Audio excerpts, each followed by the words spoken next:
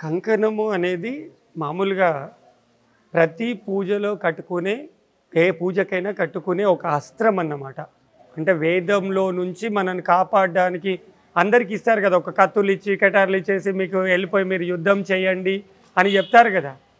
అలా మనకు యుద్ధ రక్షణగా మనకు ఒక కంకణాన్ని అంటే పూజకు రక్షించుకోవడానికి కంకణం కట్టుకుంటున్నాం.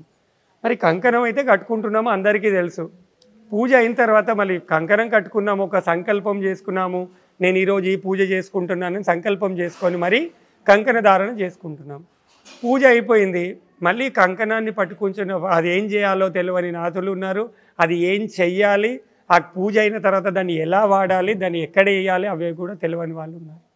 అంత పవిత్రమైన కంకణము, అందులో ఒక అనంతుడు ఉన్నాడు, దైవశక్తి అనేది ఆ కంకణంలో ఉంది. నీ పూజను సవ్యంగా కాపాడగలిగింది. ఇలాంటి నీ దీక్షను 41 రోజులు ఎలాంటి ఆటంకం లేకుండా నీ దీక్షను కాపాడగలిగింది. ఒక యజ్ఞం చేస్తున్నాం, ఒక ప్రతిష్టాపన చేయాలి, ఒక దేవుడు వచ్చి కూర్చోవాలి ఇక్కడ అంటే మనకి ఎంత శక్తి కావాలి. ఒక మానవ మాతృలు ఒక దైవతారాధన చేసి ఒక మానవుడు దేవతను తెచ్చి కూర్చోబెట్టాలి అంటే ఒక మనిషి దేవుడిలాగా మారుతున్నాడు. అదే ఎవరి ద్వారా చేయాలి ఆ ప్రతిష్టాపన? ఆ ప్రతిష్టాపన చేసేటప్పుడు యతీశ్వరుని పిలవడం, ఒక ఏమంటారు పీఠాధిపతులను పిలవడం, వాళ్ళ ద్వారా అంటే ఒక దేవతలతో సమానం వాళ్ళు కాబట్టి వాళ్ళను పిలిచి మనం యజ్ఞాన్ని రక్షించుకోగలిగి ఆ దేవతా స్థాపన చేస్తున్నాం. సరే, పూర్తి అయిపోయింది, అందరం కూర్చున్నాము.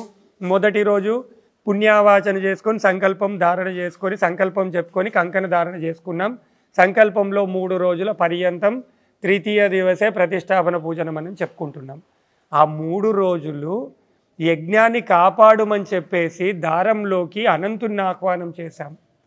అనంతుడు వచ్చాడు, యజ్ఞమయ్యేదాకా మనల్ని కాపాడుతూ ఉన్నాడు. మన చేతుకు అలానే నిరంతరం 3 రోజులు నిష్టగా మన నుంచి మనని ఆ పూజలో ఎలాంటి విఘ్నాలు రాకుండా కాపాడగలిగారు. అయిపోయింది, పూజా కార్యక్రమం అయిపోయింది, ఎక్కడ వాళ్ళు అక్కడ ఇంటికి వెళ్ళిపోయారు. మరి ఉండే దారం అయితే చేయికి అలానే ఉంది, అది అలానే ఉంచొచ్చా అంటే ఎవరైతే పవిత్రంగా ఉంటారో కంటిన్యూగా నిరంతరం ఏమంటారు ఒక పురోహితుడు ఉన్నాడు, ఒక పూజారి ఉన్నాడు, నిత్యం ఇలాంటి నిషిద్ధమైన పదార్థాలు తినలేడు. కాబట్టి అది ఎన్ని రోజులు ఆయన చేతుకున్నా ఏమి కాదు. పవిత్రమైన కంకణాన్ని కట్టుకున్న తర్వాత కూడా అపశుద్ధమైన పనులు చేస్తూ ఉంటారు. అంటే ఒక నాన్ వెజ్ అలా తినడము, లేదా ఇంకా ఏదో కార్యక్రమాలు అనుచిత కార్యక్రమాలు చేయడము, అది వాళ్ళ ధర్మం కాదు కదా. ఒక 3 రోజులు నిష్టగా ఉండమంటే ఉన్నాడు, కంకణం కట్టుకున్నాడు. 3 రోజులు అయిపోగానే మళ్ళీ ఆయన ధర్మం ఆయన పోవాలి కదా, ఏ ధర్మంలో ఉంటే ఆ ధర్మంకి వెళ్ళిపోవాలి.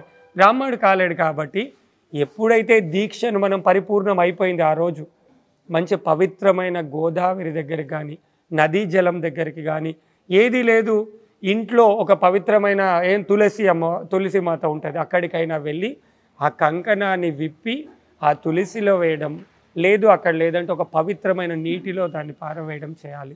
ఎక్కడంటే అక్కడ ఆ పవిత్రమైన గంగాజలంలో అపవిత్రమైన చోట వేయకుండా పవిత్రమైన ప్లేస్లలో గంగాజలంలో అలా వేయడం మంచిది.